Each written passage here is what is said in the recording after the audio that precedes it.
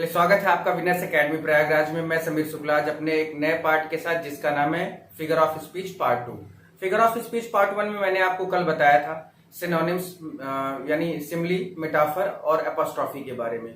सिमली के बारे में मैंने बताया कि सिमली का यूज होता है वो कंपैरिजन करने के लिए होता है, लेकिन दोनों में एक पॉइंट कॉमन होता है और हम लोग एज, सो और लाइक से उसको पहचानते हैं। मेटाफर में भी क्या था कि मेटाफर में भी हम लोगों को कंपैरिजन ही दिखाया जाता है, लेकिन उनमें भी एक चीज कॉमन होती है, लेकिन उसमें एज, सो और लाइक जैसे शब्दों का प्रयोग नहीं किया जाता।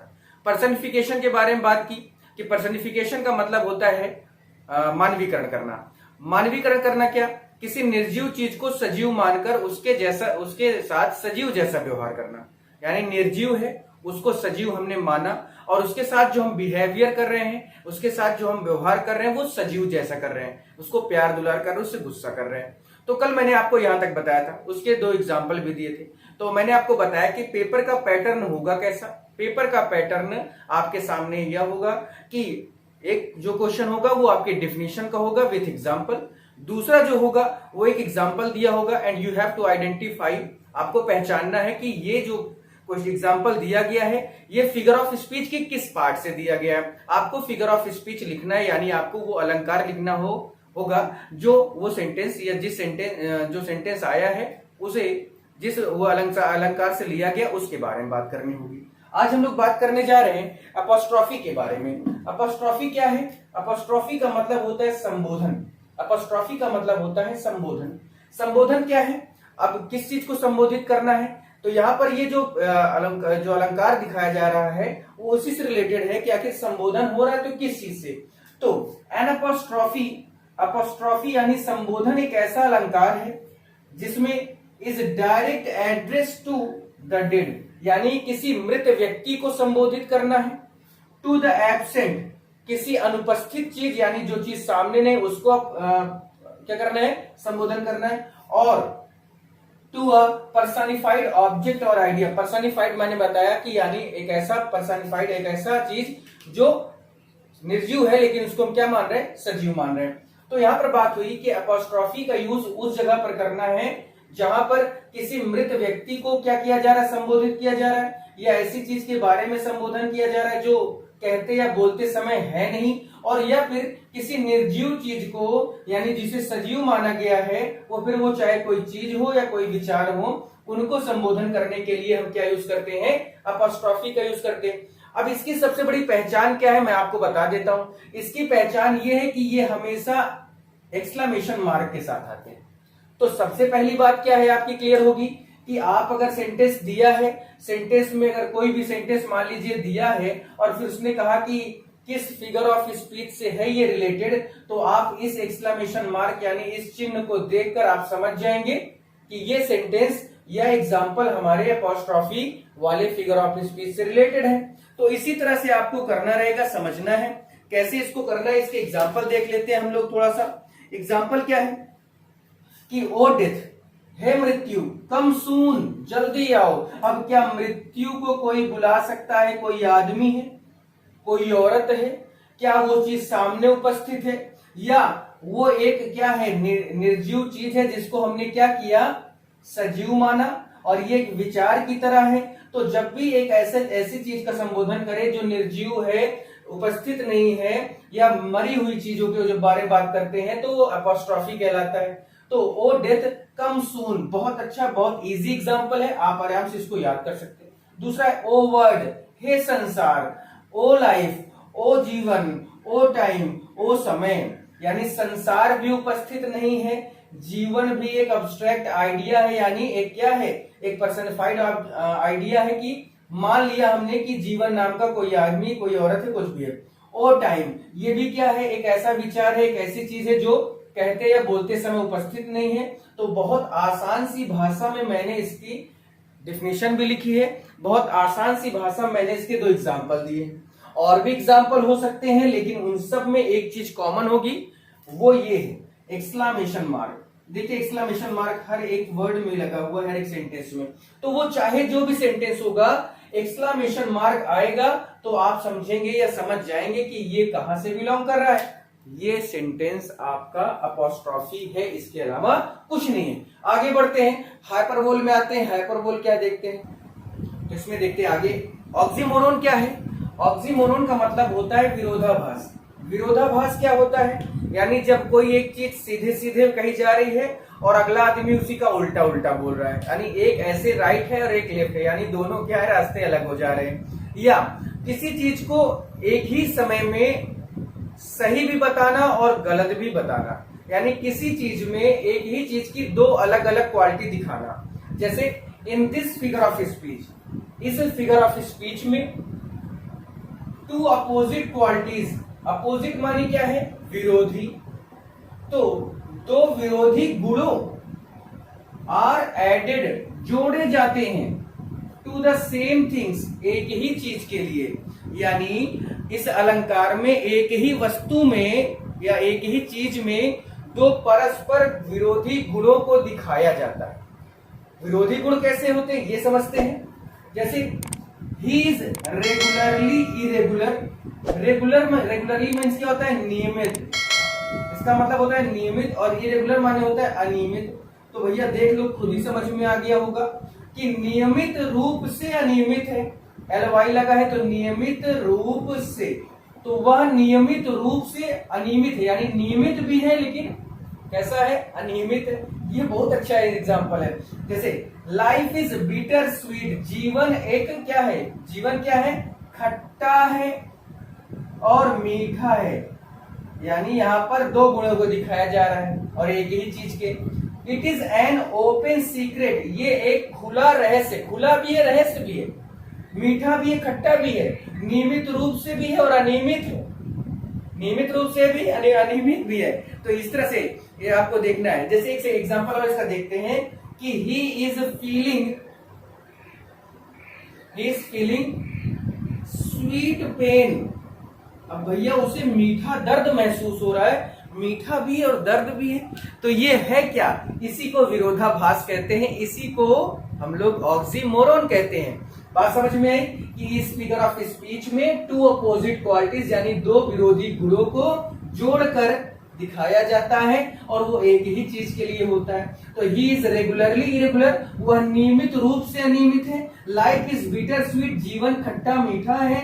It is an open secret, ये खुला रहस्य है। और he is feeling sweet pain, वो मीठा दर्द महसूस कर रहा है, तो मीठा भी है और दर्द भी है। आगे देखते हैं इसके बाद, आई होप कि आपको समझ में आ रहा होगा ये चीज। आगे देखते हैं अपना अगला वर्ड जो है हमारा हाइपरबोल। आगे देखते हैं हम लोग का नेक्स्ट वर्ड है हाइपरबोल। हाइपरबोल क्या होता है, अतिशयोक्ति। अति से लिखा हुआ समझ में आ गया होगा, किसी चीज की अति कर दो अतिशयोक्ति हो जाता है। किसी चीज की क्या करना है, अति करना है और अतिशयोक्ति हो जाएगा।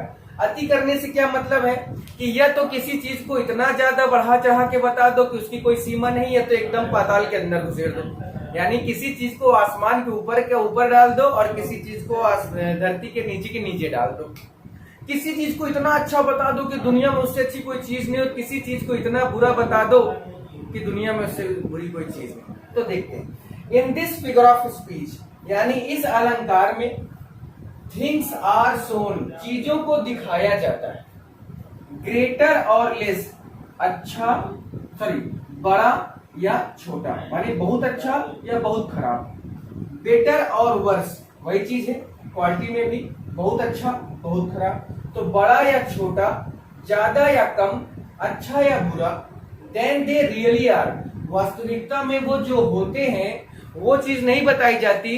किसी चीज को बहुत बड़ा बताया जाएगा, बहुत अच्छा बताया जाएगा, और बहुत किसी चीज को बहुत घटिया बताया जाएगा, बेकार बताया जाएगा, कम बताया जाएगा। लेकिन होता क्या है, वास्तविकता उससे कुछ अलग होती है।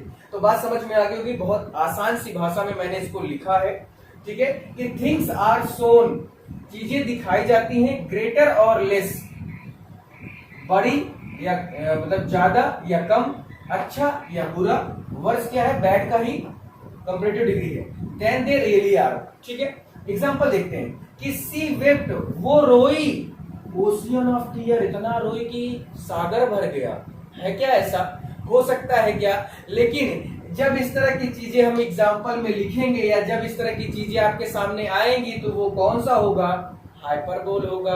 क्या होगा वो? हाइपरबोल। कि इतना रोई कि सागर भर गया, रिवर्स ऑफ ब्लड, खून की नदियां, फ्लड इन द बैटल, युद्ध में बह गई। अब बताओ, खुद सोचो कि इतना ज्यादा खून बहा कि खून की नदियां बह गई युद्ध में, तो इस चीज को क्या किया गया? बढ़ा चढ़ा कर बोला गया। जैसे मैंने एक बार में 10,000 हाथी देखे, है हो सकता है क्या?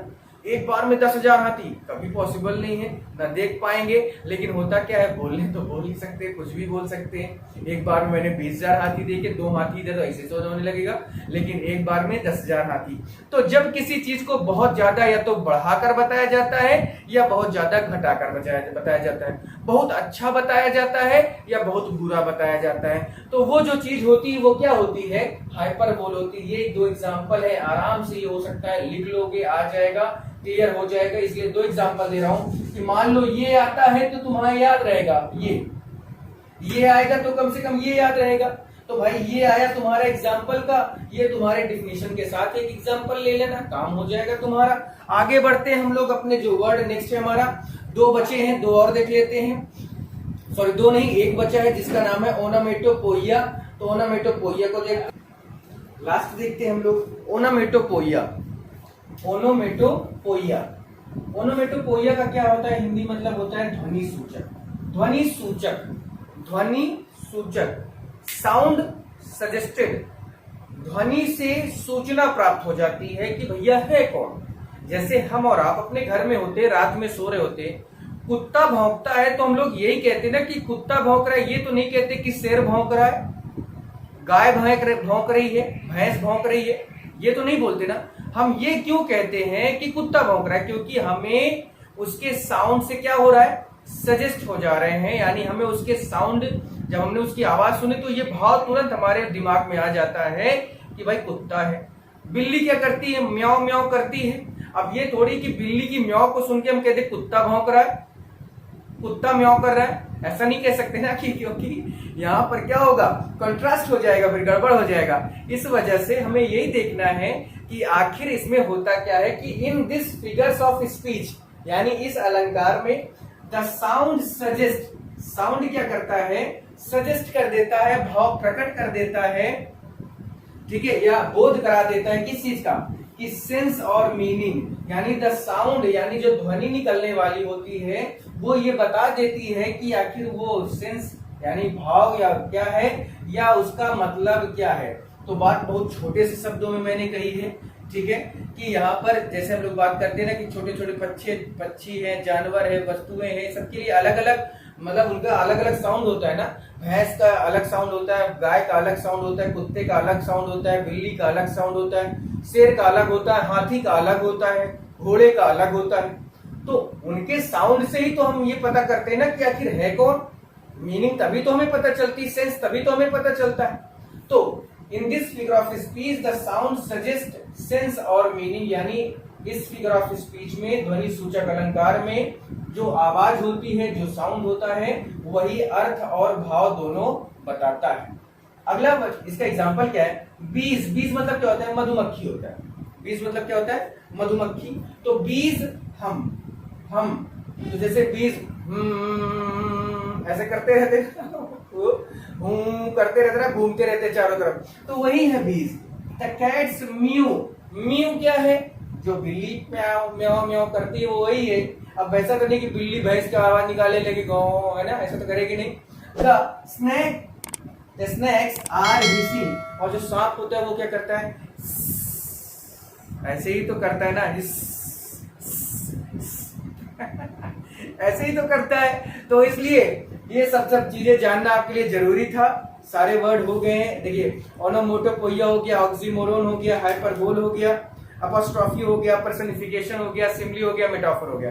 4 नंबर आपको मैंने बताया। देखिए, आपका जो यानी जो आपके एग्जाम में जो आपसे पूछा जाएगा वो ऐसे पूछा जाएगा। मैं बताता हूँ कैसे पूछा जाएगा, ठीक है। तो सबसे पहले इसमें मैं देखता हूँ, आपको बता देता हूँ कि इसको हम यानी ये आपसे पूछा कैसे जाएगा। ये आपके पार्ट नंबर फर्स्ट में रहेगा पहली बार, यानी आपकी इंग्लिश में जो आपका पार्ट 1 है, पार्ट 1 क्या सेक्शन ए है, उसी में रहेगा।